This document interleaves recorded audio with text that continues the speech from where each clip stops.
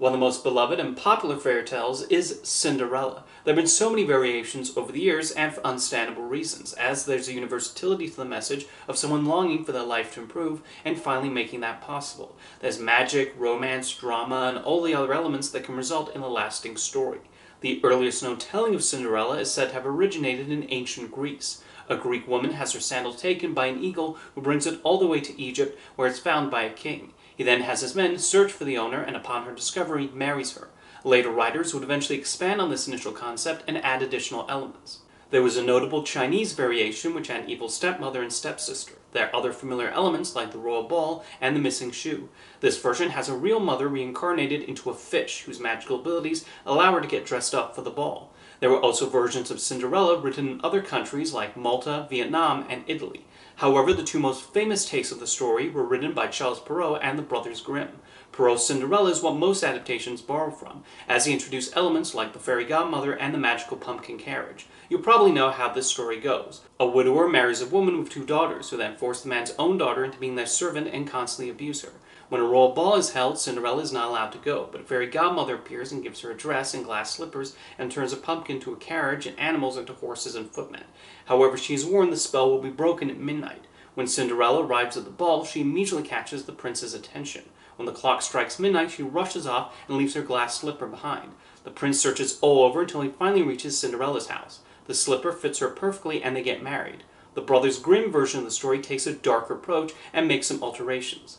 Instead of a fairy godmother, Cinderella is helped by a wishing tree. It gives her the things she needs to go to a festival which lasts for 3 days. When the prince tries looking for the owner of the slipper, the evil stepmother decides to chop off parts of her daughter's feet so they can fit. However, the blood gives them away. When Cinderella marries the prince, doves arrive to pluck out the stepsister's eyes. Those Grimm brothers sure were brutal. Over the years, the story of Cinderella has been interpreted negatively as being about someone who does nothing except wishing for a prince to save her and gets rewarded. She has also been seen as a passive character, and I think that's unfair to her. Cinderella is a braver character than she's given credit for. She deals with so much abuse from her stepmother and stepsisters, all because of how jealous the former is of her. The royal ball is merely a chance for her to have a nice night out, and that's dashed by her horrible treatment and being forbidden to go. The prince is not the endgame for her. They just happen to connect upon her arrival. While most versions, including Perrault's and Grimm's, depict Cinderella as a kind-hearted individual, she does have her side that wants to stand up to her evil stepmother. I think a major reason why the story continues to endure is because it's about someone who has dealt such a harsh blow and then finally gets the opportunity she deserves to rise above her conditions. It's why someone who experiences unexpected success is referred to as a Cinderella story. Of course, there have been multiple adaptations of Cinderella produced over the years.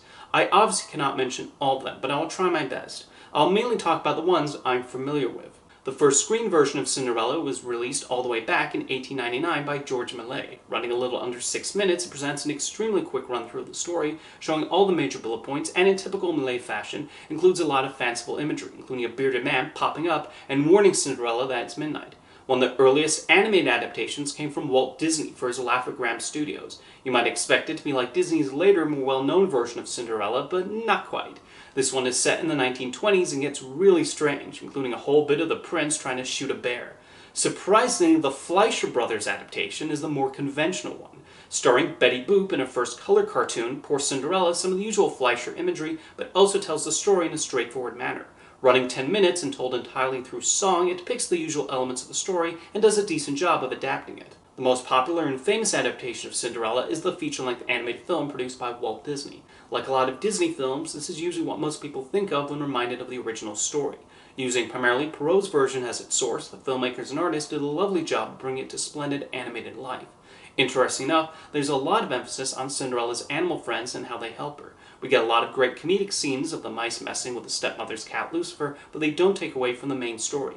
Cinderella herself is a sympathetic character who just wants to go out to the ball and not have to be subjected to the horrible treatment given to her by her stepmother and stepsisters. Her stepmother, Lady Tremaine, certainly ranks as one of the most detestable villains in Disney animated history, the way she gleefully tortures Cinderella and her chilling glares. As usual with Disney's animated movies, the music and animation have big parts of the appeal, of songs like A Dream is a Wish Your Heart Makes and So This Is Love being perfect fits for the title character. I'm also a big fan of the fairy godmother's number, Bibbidi Bobbidi Boo. Cinderella is actually an important part of the Disney Studios' history, as its success allowed it to bounce back after the 40s and helped keep Disney afloat. It's a film that has absolutely stood the test of time and one of the great achievements from Walt Disney and his team of directors, story artists, and animators. Another musical adaptation was released in 1976 titled The Slipper and the Rose. This one featured songs written by the Sherman Brothers, but what's particularly interesting is that it's more about the prince than Cinderella. The filmmakers seemed intent on expanding him and what leads towards the ball and how he feels about the whole situation. Cinderella is still there though, and the film does a nice job of following her story, including her interactions with the stepmother and fairy godmother. In fact, we find out more about the fairy godmother's job and how she helps all sorts of fairy tale characters.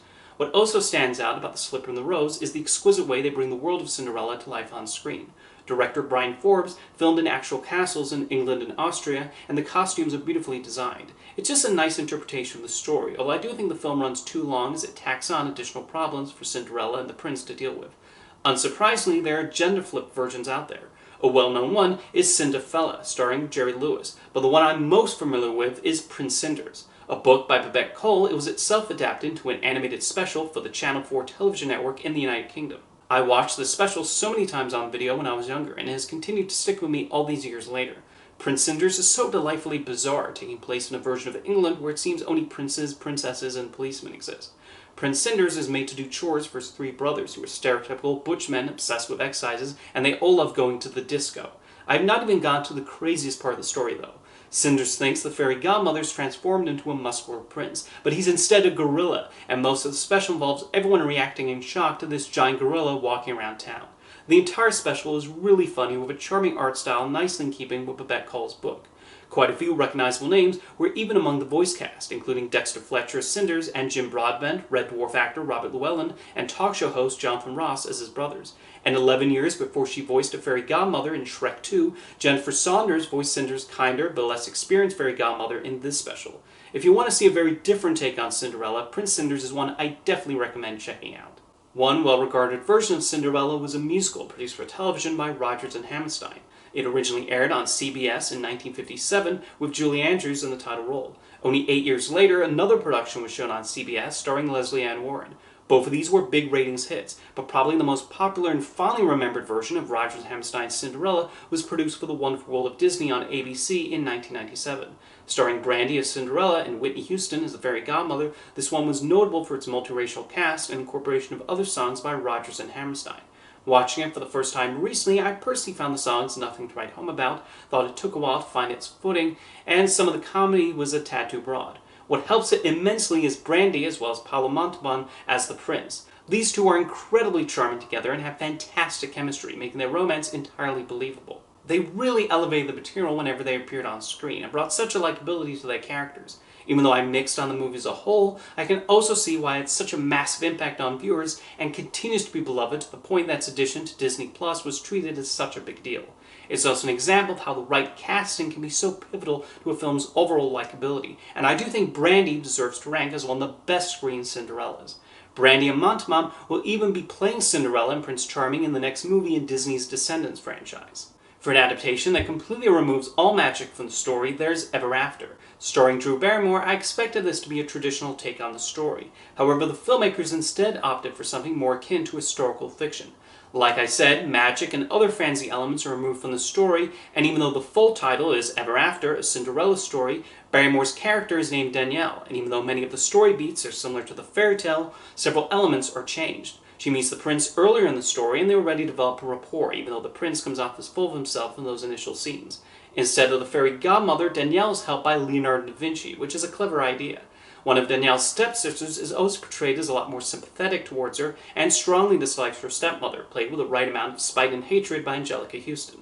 This is also yet another version of Cinderella where the costumes are quite spectacular, especially Danielle's outfit at the royal ball.